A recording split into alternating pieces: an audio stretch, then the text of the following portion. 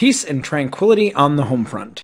Well, it isn't always peaceful. The new government and President Washington were setting the tone for handling domestic issues. Under the Articles of Confederation, the government had been weak and ineffective.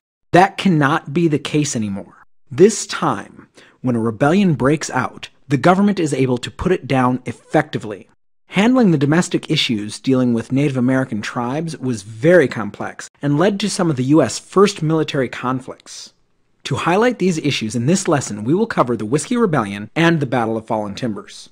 Rebelling over whiskey. So, what caused people to rebel over whiskey? After the Revolutionary War, the federal government agreed to take on the war debt of the states. To help pay these debts, the Secretary of the Treasury, Alexander Hamilton, put a 25% excise tax on all of the liquor sold in the United States. An excise tax is a tax on the sale or use of a product. This tax was strongly opposed by the farmers in the western areas of all states south of New York because they relied on producing whiskey to make a living. You see, transporting grain as liquor was much easier than transporting it as grain.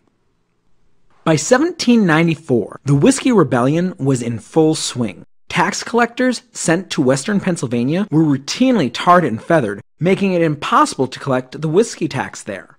That June, local officers ordered the leaders of the whiskey tax resistance arrested, but all this did was incite the farmers to more violence. A month later, the commander of the local militia was shot and killed by federal troops.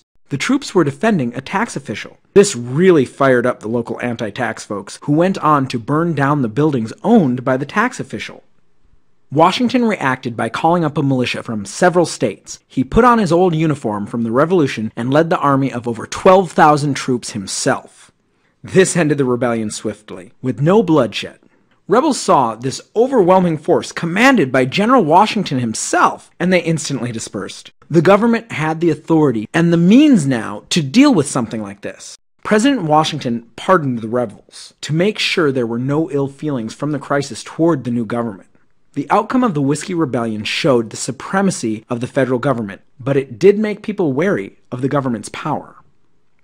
The Battle of Fallen Timbers. This battle is not greatly talked about, but it certainly is important. It set the stage for settlement and the policies of the U.S. government in dealing with Native American tribes. You see, the British had signed deals with tribes, guaranteeing their rights to lands in the Northwest Territory.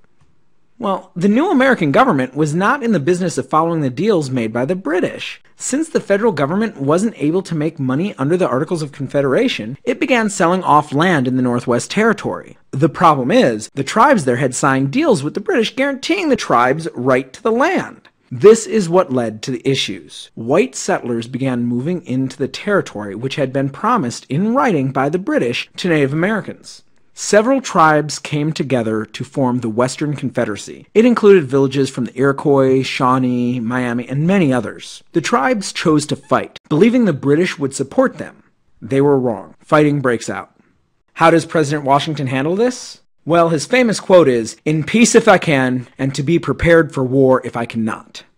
He could not. The entire conflict is referred to as the Northwest Indian War. The Tribal Confederation had several victories over American forces, and Washington did realize that much of the blame for violence belonged to the American settlers. Still, he had to act. In 1792, President Washington ordered General Mad Anthony Wayne, a hero from the Revolutionary War, to build a force to finish the issue.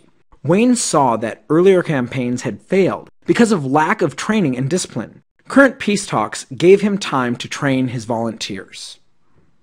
The war chief for the Shawnee was Blue Jacket. He and other tribal leaders held their ground, even as some, such as Mohawk leader Joseph Brant, tried to build a compromise. In 1793, Wayne's army of 4,600 men, the Legion of the United States, marched north from Fort Washington near modern Cincinnati, Ohio. Wayne was also aided by scouts from the Choctaw and Chickasaw tribes. Wayne used a tactic that made quick work of the battle. He sent out word of the attack plan, but then waited a couple of extra days. He knew it was the custom of the area tribes to fast before battle. With the extra delay, the native forces were tired and weak. The battle was over quickly. In retreat, the Native American forces fell back to Fort Miami, a British outpost. When they arrived, the gates were closed.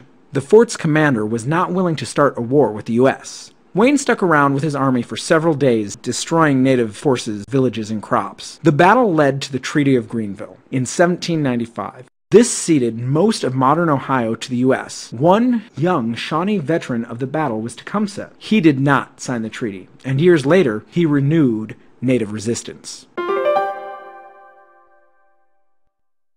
So a recap of the Whiskey Rebellion and the Battle of Fallen Timbers. The early days of the United States would set the precedent for how things are handled in the states. These early events showed the new government was willing to take action and look out for the new country's interests. In the Whiskey Rebellion, President Washington showed that the government would take action and back up its mandates. In the Battle of Fallen Timbers, the U.S. showed they had the military strength to assert authority over its borders, although they were in dispute.